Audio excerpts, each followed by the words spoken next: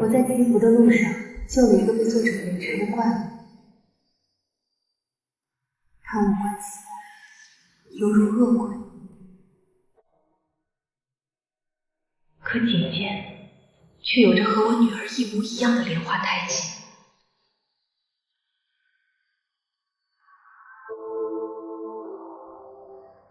但我的女儿此刻应在边关做风光的将军夫人，而她刚刚才来信说，她生了第3子，母子平安。我叫来我的心腹死士，去大将军府，把将军夫人带回来。活要见人，死要见尸。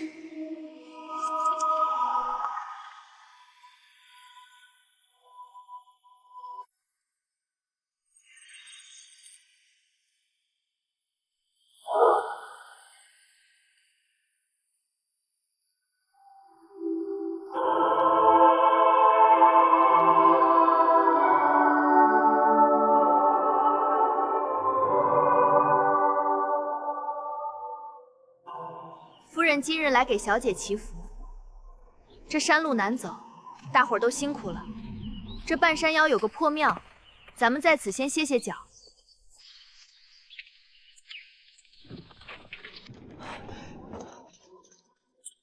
夫人，这破庙看着不大对劲，咱们还是尽早离开这儿吧。不慌。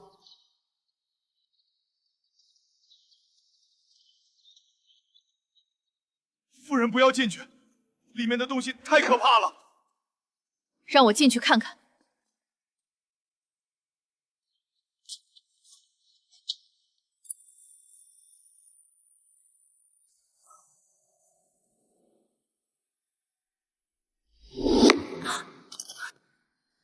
夫人，你没事吧？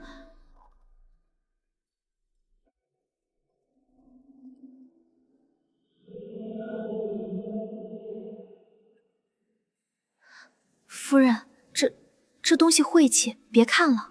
夫人，快找人报官，把他弄走吧，太晦气了。把他带回府里，找最好的府医来。夫人，不可啊！这来路不明，万一是什么恶疾。我说，带回去。是。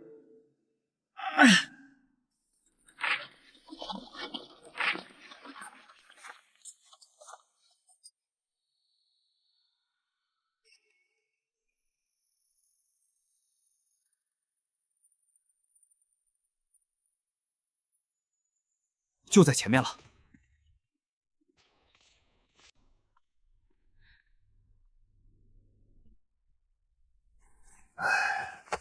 夫人，放弃吧。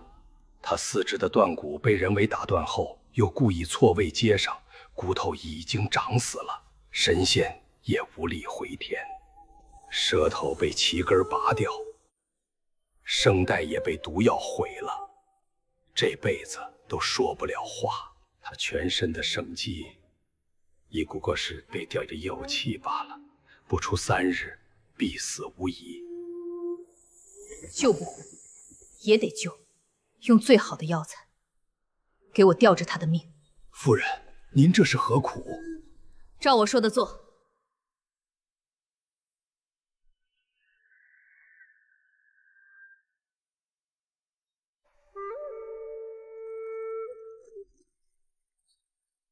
我自己来吧。是，夫人。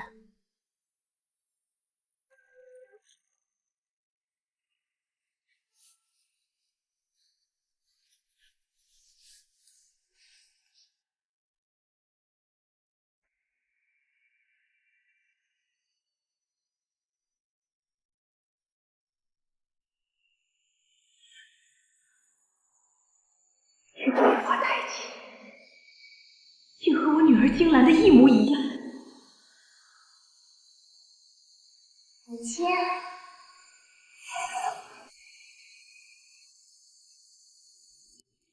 这个莲花胎记竟和我女儿金兰的一模一样，而我的身在大将军府做将军夫人的女儿，昨日才来信说为将军诞下第3子，母子平安，望母亲勿念。这分明就是兰儿的字迹。夫人，将军府又来信了。将军夫人托传话的小厮说，小世子白白胖胖，自己身子也大好了，请您勿念。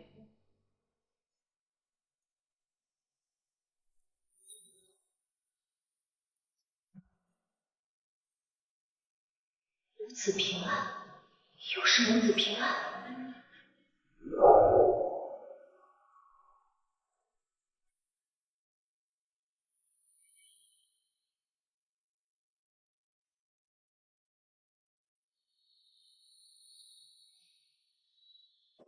为妻，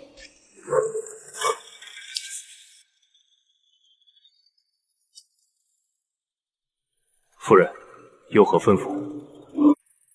去大将军府，把将军夫人带回来。活要见人，死要见尸。不，这不是我的女儿。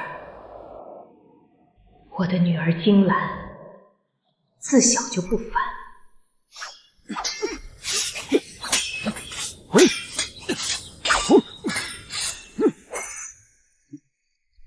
好了，今天就到这里吧。好，吃饭去。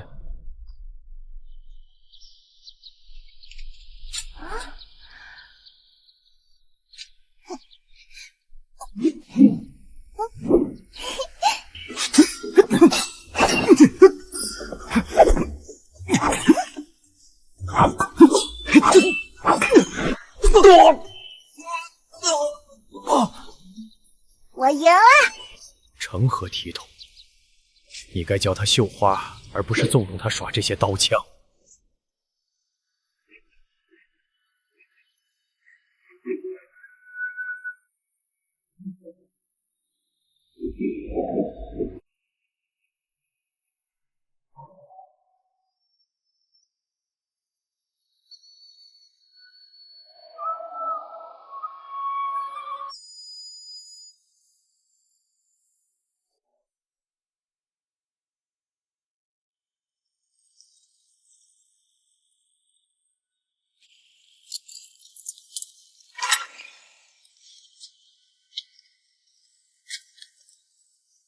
兰儿，你还是要去吗？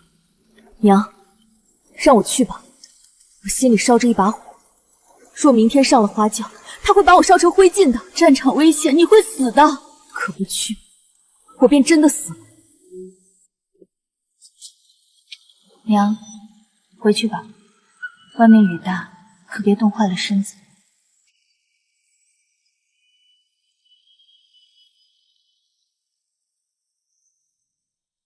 青兰，青兰，你在哪儿啊？快跑，兰儿！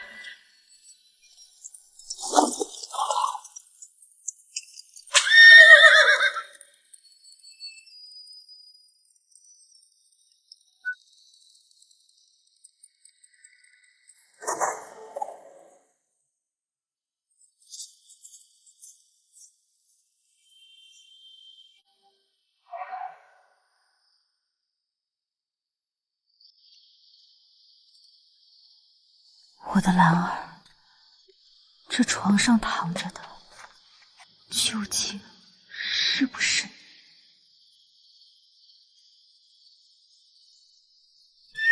这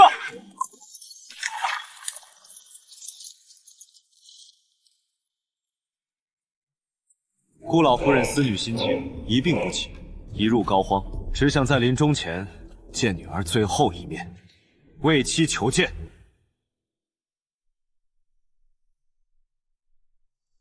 有劳为妻禀报了。被叫。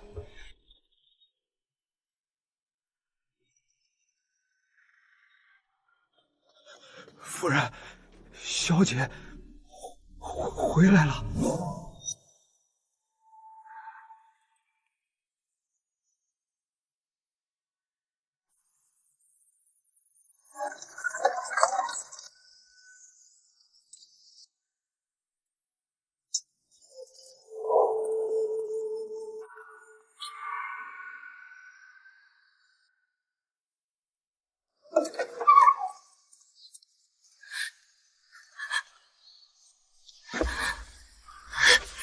母亲，您怎么病得这样重，也不派人告诉女儿一声？女儿不孝，女儿不孝啊！我没病。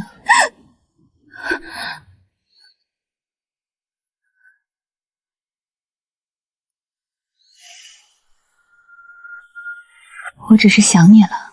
母亲，您真是吓死女儿了，我还以为您真的……您想女儿了，派人说一声就是，何必用这种法子，惊动了王爷，还以为我们顾家出了什么大事呢。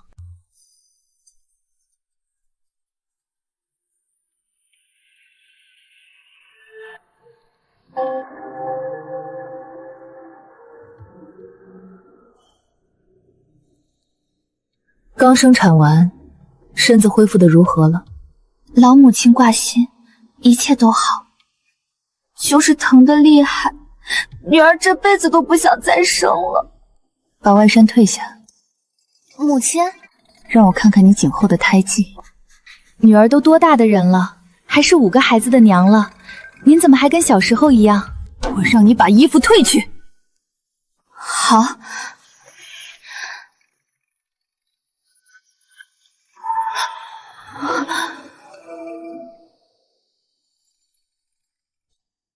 颜色比记忆中要浅上一些，边缘也有些模糊。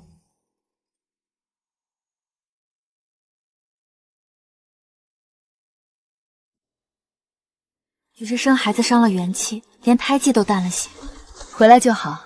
晚宴我让人做了你最爱吃的几道菜，今晚就住在家里陪陪我。好。厨子的手艺真是一点没有退步。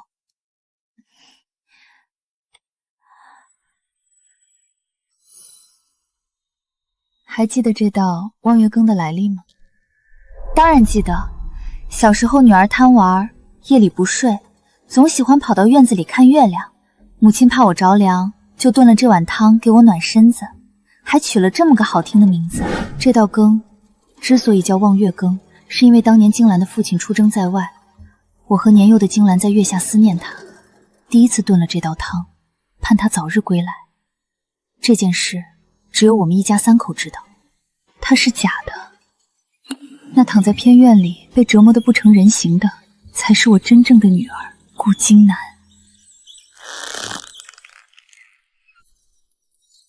是啊，你都还记得。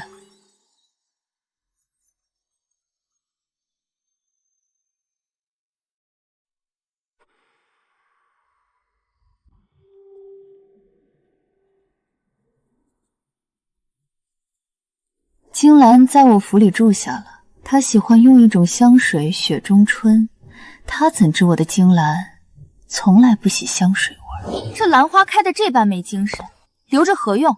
全部换掉。茶水这么烫，你想烫死我呀？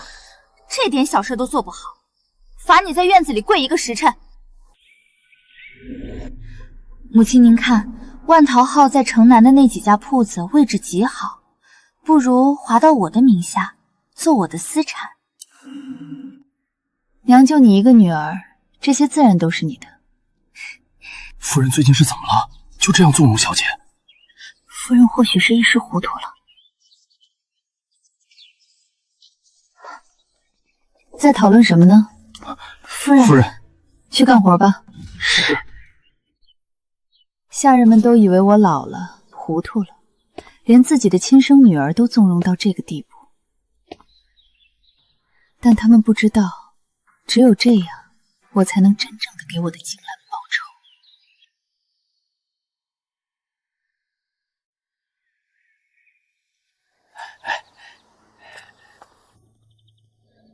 兰儿，母亲，随我来，我给你看个东西。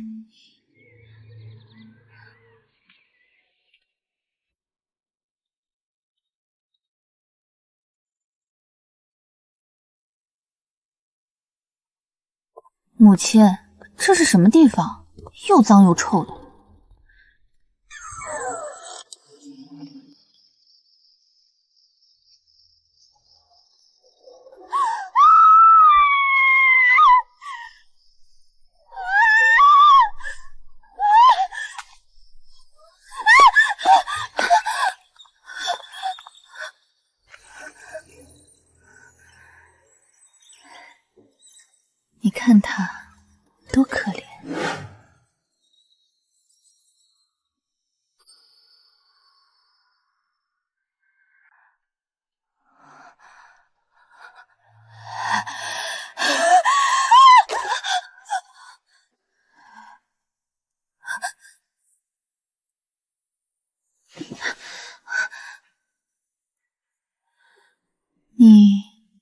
认识他？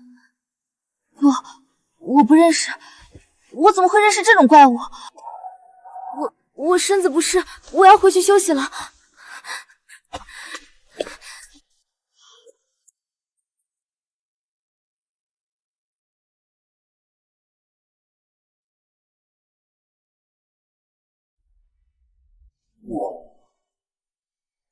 夫人，军中传来快报，一位名叫秦莲的小将横空出世，屡建奇功。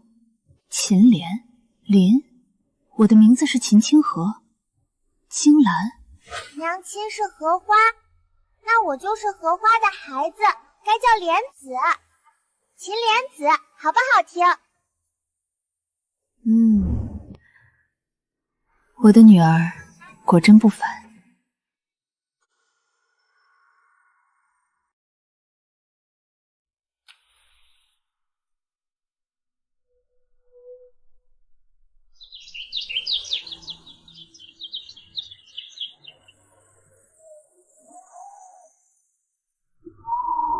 夫人，你的信。金兰，你终于回来了，你终于回来了。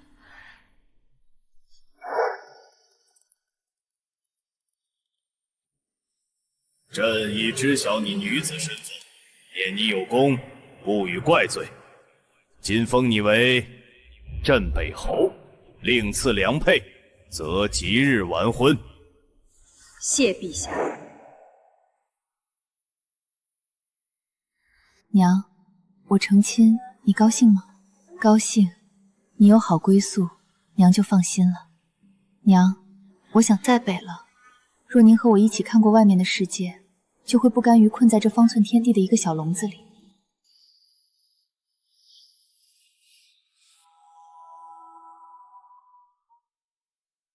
疼吗？早不疼了。值得吗？值得。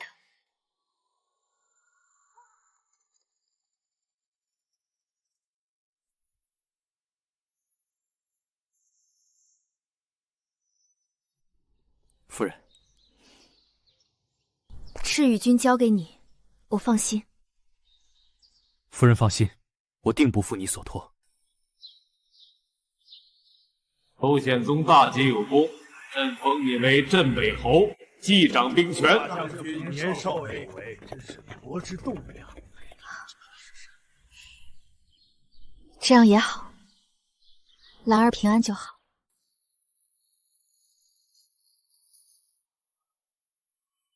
夫君疼我，事事以我为先。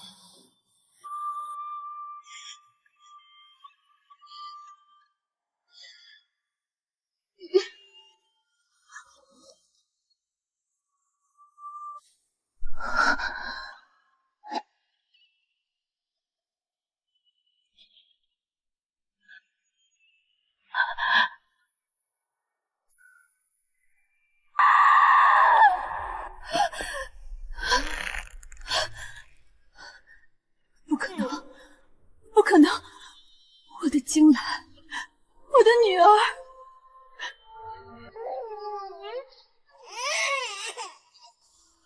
兰儿，别怕，母亲在这里。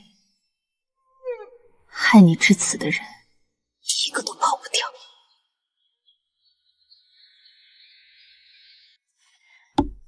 魏七，过来。请主子吩咐。动用万通号所有的情报网，给我查那个金兰的底细。她从出生到现在，所有的一切，不管是明面上的过往，还是暗地里的隐秘，我都要知道，一丝一毫都不能遗漏。还有，查当年我女儿金兰出嫁前后，她身边所有人的动向，宫女、侍卫、亲友，一个都不能放过。尤其是那些和那个金兰有过接触的人，他们的一言行、一举一动都要查得清清楚楚，一个都别放过。属下遵命。金兰，娘一定能把你救回来。夫人，你这是何苦？只要能救金兰，我都要尝试。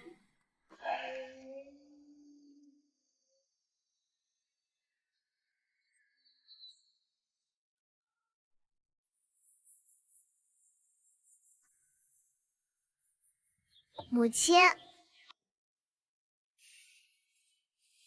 金兰，娘给你念你最爱的诗：蒹葭苍苍，白露为霜。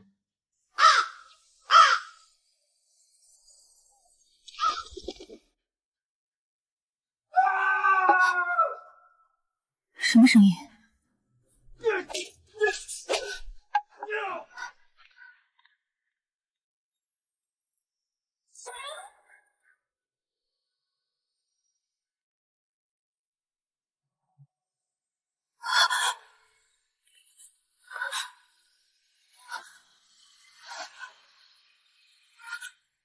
魏七，魏七，魏七！手脚麻利点儿，不要留下活口。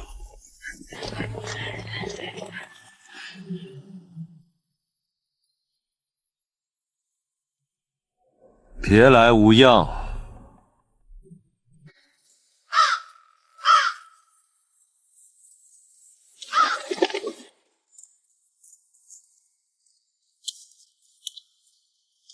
这里可不是你能来的地方。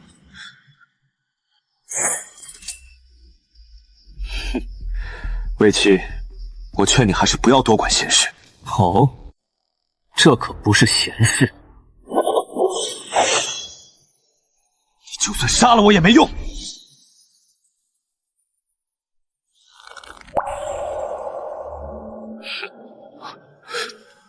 大小姐。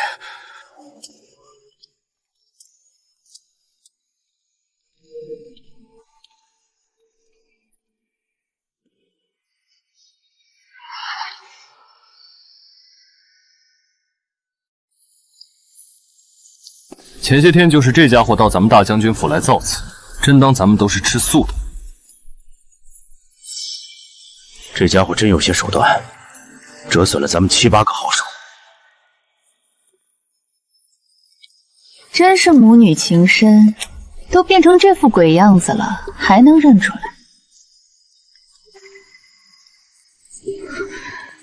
是你假冒我女儿的人，周显宗。果然是你们相互勾结，这冒牌货到底是何人？她是当今圣上最宠爱的公主，华阳公主。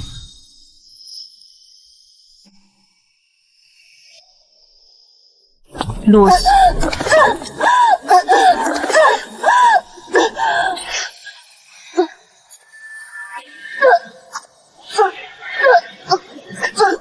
命挺硬啊！你不是大将军吗？不是说要杀了我吗？林金兰，你看看你现在像不像一条蛆？她果真是我的金兰。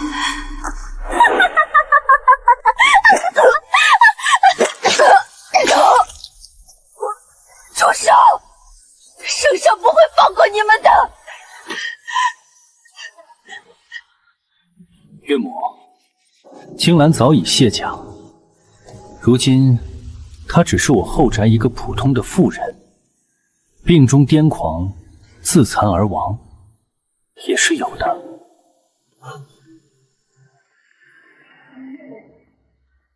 母女情深是吧？老太婆，跟你做个游戏，你替你女儿把受过的刑都受一遍，砍手、砍脚、挖眼、割舌，每一样，本公主亲自来。你撑到断气那一刻，我就留她一条贱命，怎么样？好玩，光是想想就好玩。疯子，你们这群疯子！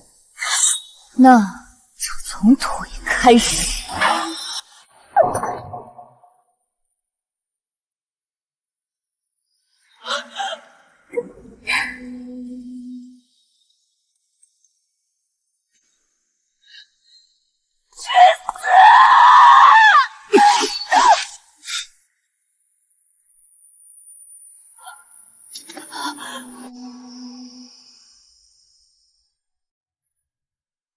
扫兴！本公主还没玩够。殿下恕罪，臣是怕这疯妇伤及殿下玉体。算了，处理干净，就说他们是遇上悍匪了。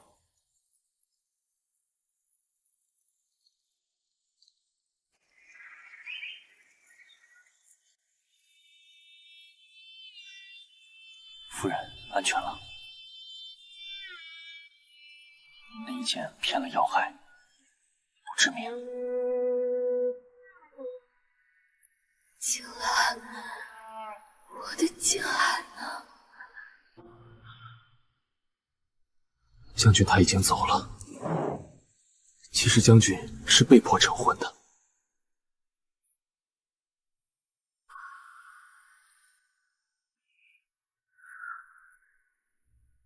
钦天监曾放出圣谕，因兴犯子为地刑当绝。皇上一直在找那个会威胁到皇位的女人。恰在此时，周显宗揭发了金兰的女儿身。皇上本就忌惮他功高，这道谶语成了最好的刀子。要么嫁周显宗，交出兵权；要么林家满门为你陪葬。将军跪在殿前整整1夜，第2天才接下了赐婚的圣旨。臣女接旨。他交出的不只是虎符，还有他的名字，他的功勋，他曾在沙场上挣来的一切。从此，世上再无将军秦陵，只有周夫人。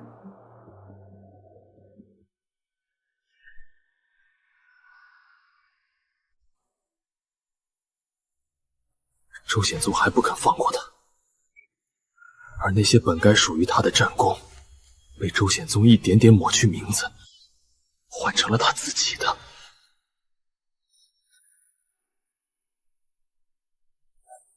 您收到的那些家书，都是周显宗精心伪造的。真正的林青兰被困在四方宅院里，看着华阳公主登堂入室，与她的丈夫白日宣言。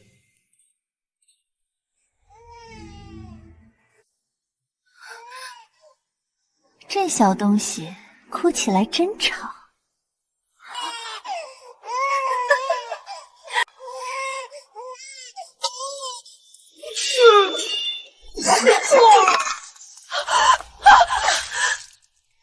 下次就是你的心脏了。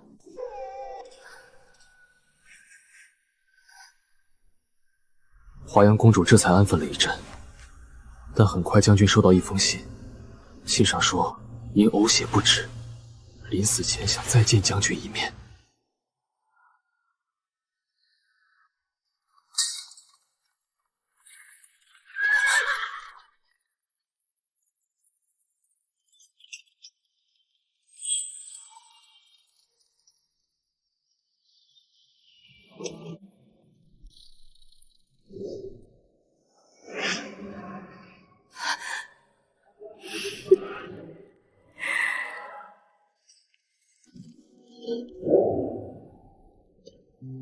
他们买通了将军的车夫，在路上用了药。等将军醒来，已经在公主的私牢里。我假意投靠周显宗，但找到将军时，已经晚了。假的，一切都是假的。原来我从来都没有真正了解过我的女儿。我要回京，让他们血债血偿。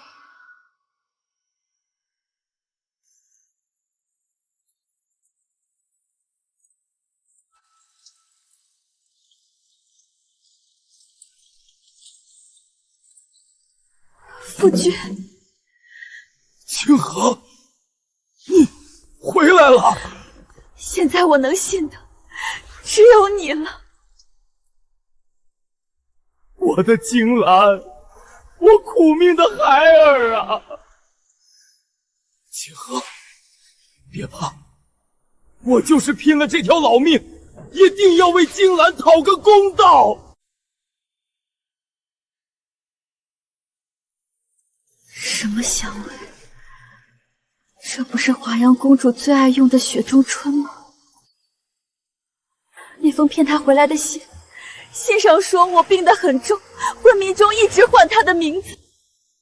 是啊，那孩子孝顺，一听你呕血不止，魂儿都慌了。我从未对他说过，那封假信里写的是呕血不止。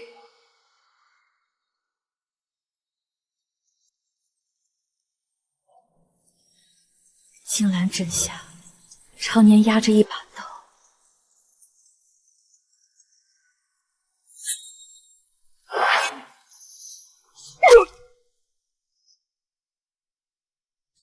这一刀是替青兰砍的。疯了！你疯了！信上我只说是母亲病重，你怎知写的是呕血不止？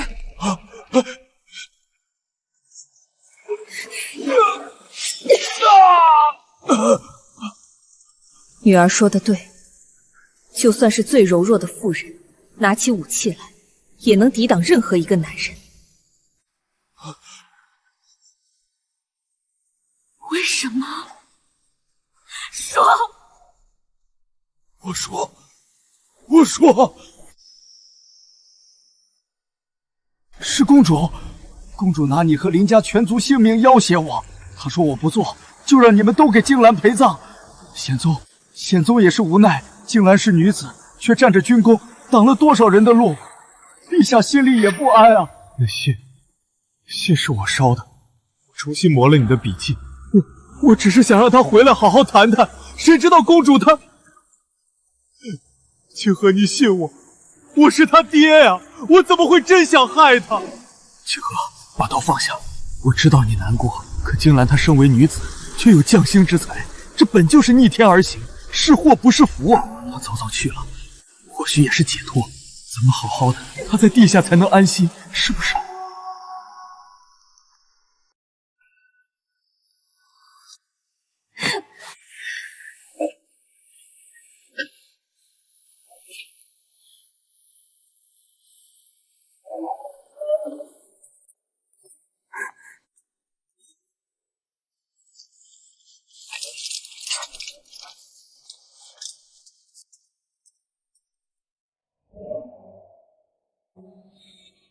从今以后，这就是我的秘密基地了。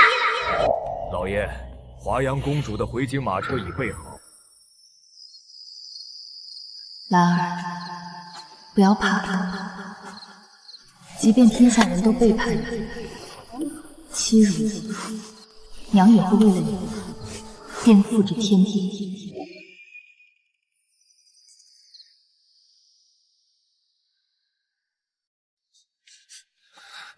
徐兄，是我没照顾好他，是我没照顾好他。周将军节哀啊！周夫人去得突然，可您还有3位小公子要抚养，务必保重。情深不寿啊！周将军真是至情至性之人，可怜啊！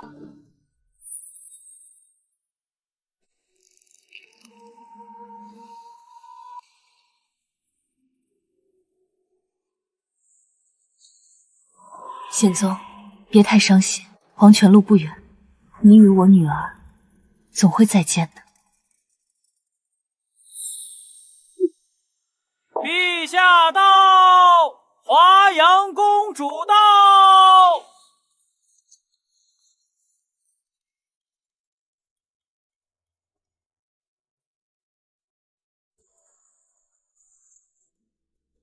华阳为社稷远赴漠北和亲，劳苦功高。如今周爱卿又大破戎狄，收复合作，使我儿得以归朝，实乃双喜临门。父皇，女儿能平安回来，全因周将军神勇，您可得好好赏她。赏，自然要重赏。谢陛下。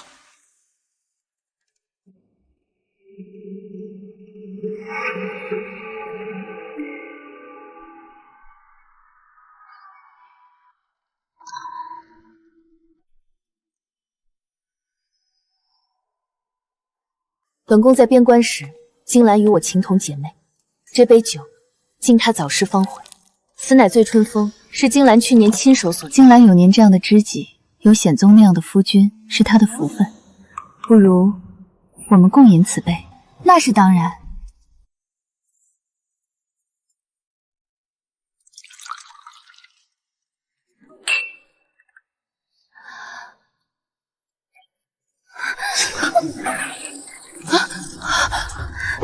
没用的东西！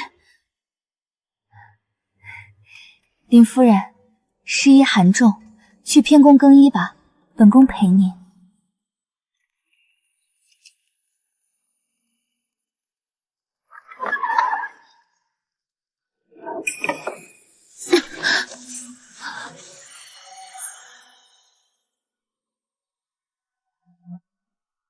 秦清河，看来你也知道我没玩够啊，居然敢回来让我继续玩。京城第一贵女，最贤淑的主母，瞧你这副寡淡无趣的模样，怕是从未尝过真正的快活吧？今日本公主便好好教教你，什么叫欲仙欲死。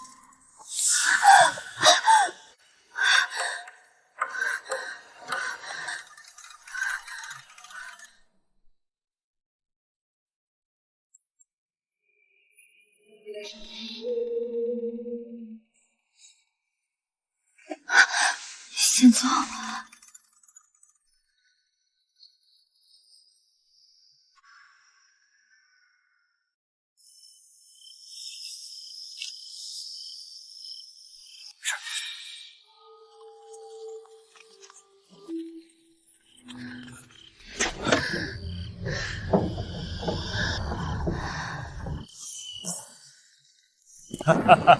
好啊，好啊！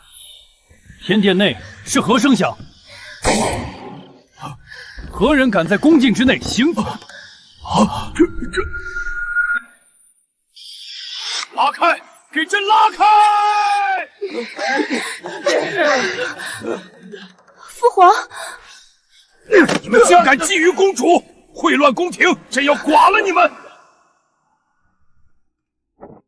来人，把他们带下去！父皇，我与显宗是两情相悦，我腹中早有了他的骨肉，儿臣已怀有身孕，3月有余，求父皇成全。至于他，定是他见色起意，偷偷给我们下了药。陛下，周显宗亲口所言，我女儿上月刚因生产而死，尸骨未寒。可公主腹中孽种已有3月，他们苟合之时，我女儿究竟是生是死？她究竟是怎么死的？求陛下明察，为我那枉死的女儿讨一个公道。华阳公主行为不检，即日起禁足长春宫，无诏不得出。周显宗，革去一切官职爵位，打入天牢，候审。哎，你听说了吗？公主和将军，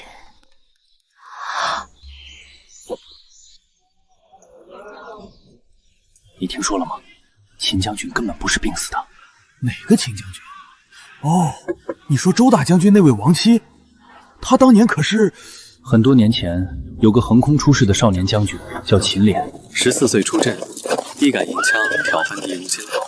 17岁孤军深入，雪夜奇袭王庭，烧了敌军粮草大营。20岁封将，麾下赤羽军令北敌闻风丧胆。捷报传回时，满城欢呼。只见那秦小将军白袍银甲，于万军中取敌将首级，如探囊取物。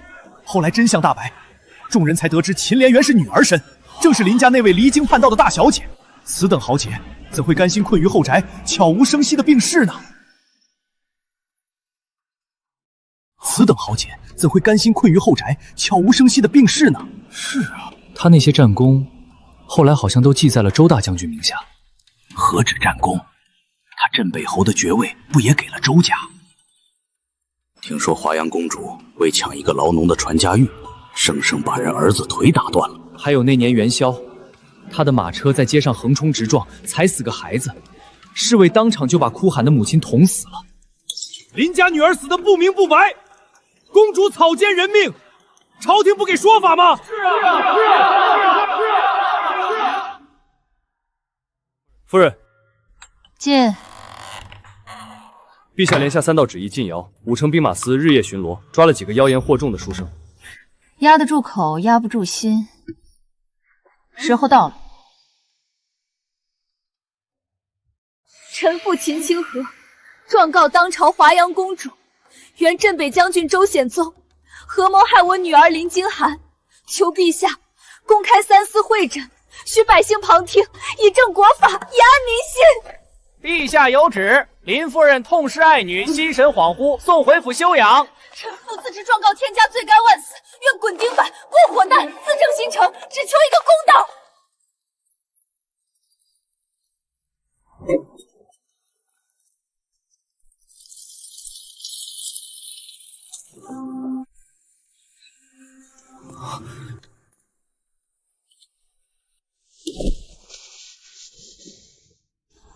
兰儿，娘来了。兰儿，那从前总教你忍，教你让，是娘错了。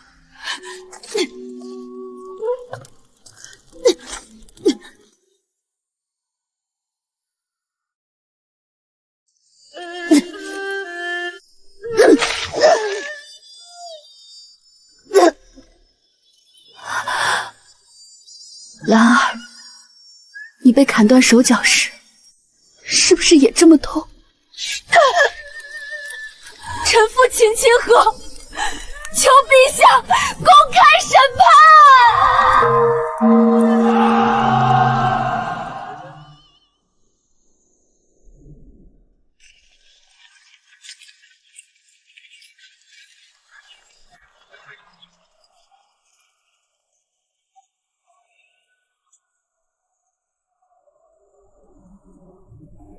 父皇，在场诸公，本宫是清白的。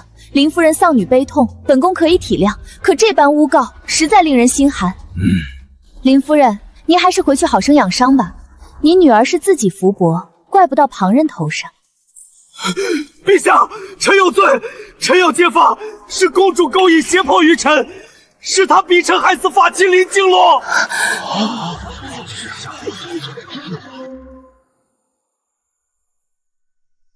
是他趁臣酒醉爬上了臣的床，事后以周府满门性命要挟，逼臣就范。他极恨金兰，说金兰挡了他的路，他让臣把金兰骗出边关，说要给点教训。臣没想到他那么毒，他亲手砍了金兰的手脚，用烧红的铁剑捅他的眼睛，最后他嫌金兰不肯求饶，亲手割了他的舌头。你胡说，臣没有。他还曾为了城南一块地纵火烧死不肯搬迁的7户人家，他还知道当贤太子坠吗？当年贤太子坠入口。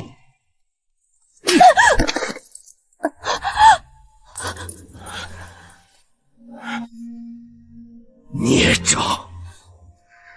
你这个孽障！为什么会这样？咬死是林静兰产后癫狂自残，待风头过去，本宫必救你出来，保你富贵。臣明白，一切按殿下吩咐。但他们可能忘了，并不是只有他们可以伪造信件的，我也可以。被关在密室里的林渊终于派上了用场，他们各自拿到了伪造的信。接下来的几天，天牢成了周显宗的地狱。公主说了，给您长点记性，知道什么该说，什么不该说。所以他才会敢攀咬公主，而这正是我要的。此刻，我忽然想起宫宴那夜，我握着匕首冲上去想要报仇，谢云峥死死按住我的手。若您此刻冲上去杀了他们，就成了弑杀公主的逆贼。将军呢？他会永远背着福伯病逝的无罪，他的功勋会被彻底抹去，再无人记得。那些害他的人只会被同情。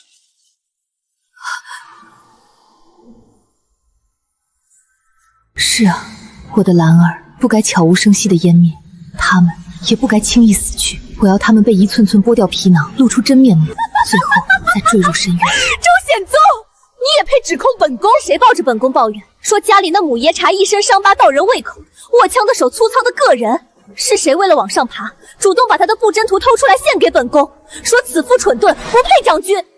又是谁为了那点战功，私下放走本该处决的狄戎王子，换来对方假意溃退，好让你大劫封侯。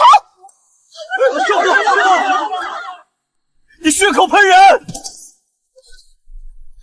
父皇，儿臣有证据，他与狄戎来往的密信，儿臣怕他反噬，早已暗中扣下，就藏在儿臣寝殿中。他身上每一分功劳，每一寸荣耀，都是从林清寒那里偷来的。那一切都是偷来的、抢来的、骗来的。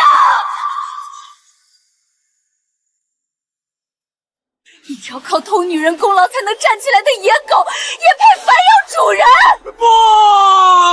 不是的，我的功劳，我的爵位。他曾用尽手段窃取的一切，荣耀、权位、名声，在此刻被撕得粉碎。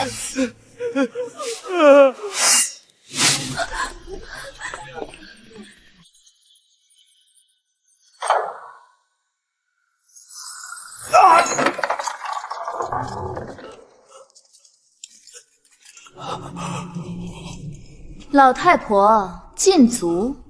本宫想来，随时能来。哼！囚禁折磨亲夫，按律当抢，你死定了！公主，你为何非要害我们母女不可？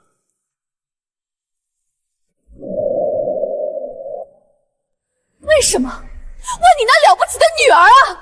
她不是战神吗？6年前北疆之战。他明明能把狄戎杀绝，可他收了兵，说什么穷寇莫追，将士疲弊，就因为他心软，朝廷才要和亲。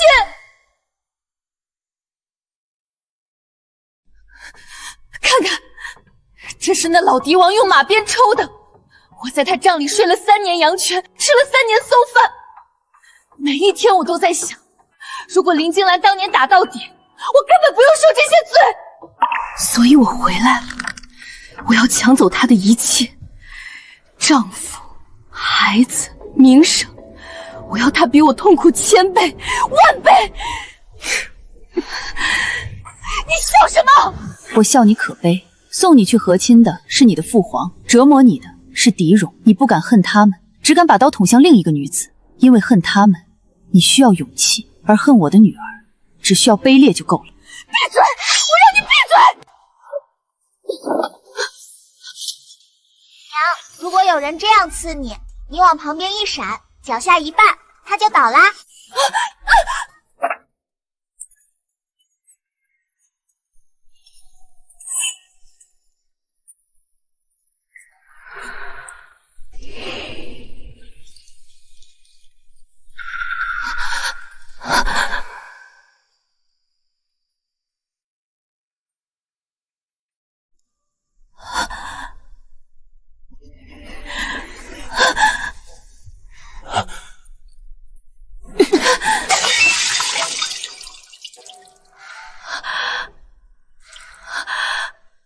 你到底是谁？为什么能做到这种地步？我只是一个普通的母亲而已。你收到的消息都是我想让你收到的，我从没打算让你继续活着。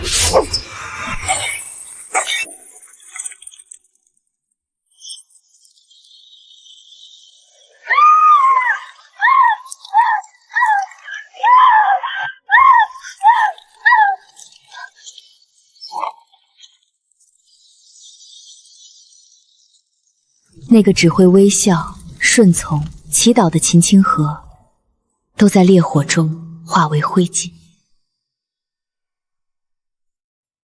哎，听说了吗？宫里那位昨儿夜里没的。怎么没的？就在淑妃娘娘的生辰宴上多喝了几杯，拉着舞姬去后殿醒酒，结果一口气没上来，直接倒在人肚皮上了。御医说是马上疯。听说那舞姬还是早年受过秦将军恩惠的孤女。阴心犯此名，地心当绝。谁能想到，竟以这般荒唐淫亵的方式应验在皇帝身上。我开始真正的行走，去西北看女儿说过的长河落日圆，去草原躺在深夜的牧场上看银河垂地。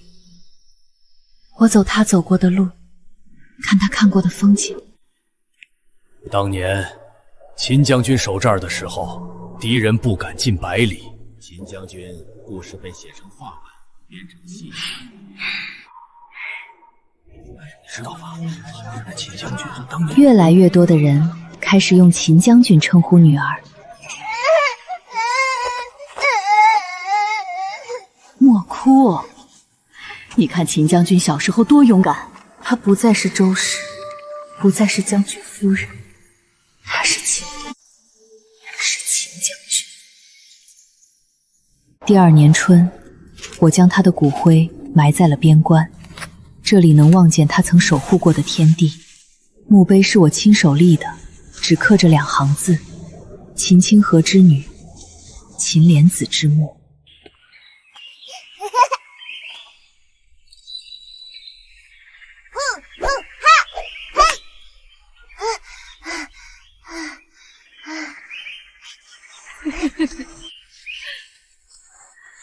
娘，你说我以后也能当大将军吗？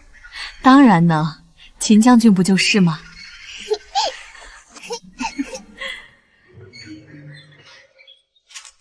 路还长，但天光正好。